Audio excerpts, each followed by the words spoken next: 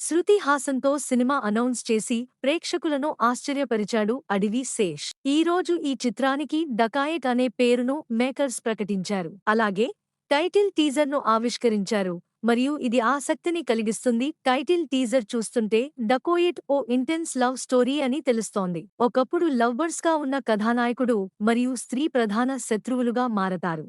ఒకరినొకరు ద్వేషించుకునేలా చేసింది ఏమిటి అనే సమాధానాలు తెలియాలంటే విడుదల వరకు ఆగాల్సిందే.